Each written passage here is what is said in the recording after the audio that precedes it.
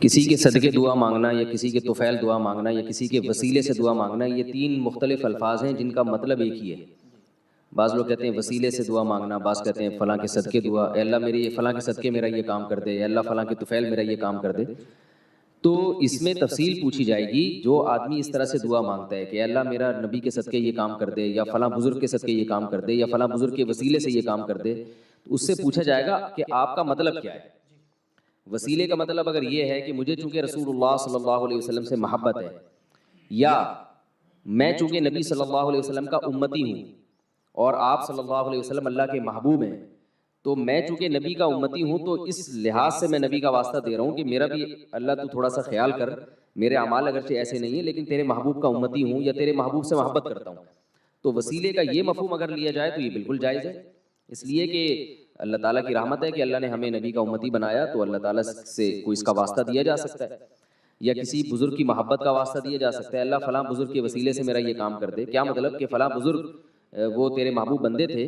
تو میں چونکہ ان سے محبت کرتا ہوں تو انہی کا خیال کر کے میرا یہ کام کر دے، تو کام اللہ ہی کرے گا۔ اس میں کوئی بزرگ واسطہ نہیں بن رہے ہیں کہ وہ اللہ تعالیٰ کی مدد کریں گے معاذ اللہ، یا نبی واسطہ نہیں بن رہے ہیں کہ وہ اللہ کی مدد کریں گے آپ کا کام کروا دیں گے، ایسا نہیں ہے۔ تو یہ بالکل جائز ہے، اس میں کوئی حرج نہیں ہے۔ اور اگر وسیلے کا مطلب یہ ہے کہ اللہ نبی کے واسطے سے کام کرے گا، یعنی اللہ نبی کے ذریعے یہ کام کروائیں گے، یعنی نبی کو گویا اللہ تعالیٰ آرڈر کریں گے اور پھر نبی یہ کام کریں گے، تو یہ بالکل شرک ہے، جائز نہیں ہے۔ تو اس لیے یہ جو کہتے ہیں نا لوگ کہ وسیلہ شرک ہے، تو یہ بھی غلط ہے، اور یہ کہنا کہ وسیلہ بالکل جائز ہے یہ بھی غلط ہے۔ وسیلہ جائز بھی ہو سکتا ہے، حرام بھی ہو سکتا ہے، اس میں افراط و تفریط بہت ہے، کیونکہ میں کبھی کبھار دیکھتا ہوں یوٹیوب پہ مختلف لوگوں کی کچھ اس بارے میں کلپ آتے ہیں، کچھ نے الاطلاق اس کو حرام ناجائز کہا ہوتا ہے کہ بالکل شرک ہے شرک ہے شرک ہے، جو بھی وسیلے سے دعا مانگے گا وہ گویا مشرک نہیں بھی ہوگا تو مشرکانہ عمل تو بہرحال قرار دے دیا جاتا ہے، تو یہ غلط ہے۔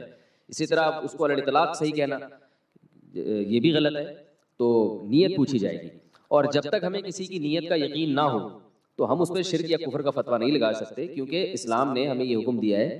کہ جب تک کسی مسلمان کے عمل کی آپ اچھی لاجک یا اچھی توجیہ بیان کر سکتے ہیں تو اسے خام خواہ میں شرک اور کفر پہ نہ محمول کیا جائے۔ اس کا اچھا مطلب نکل سکتا ہے تو اچھے مطلب ہی پہ محمول کیا جائے۔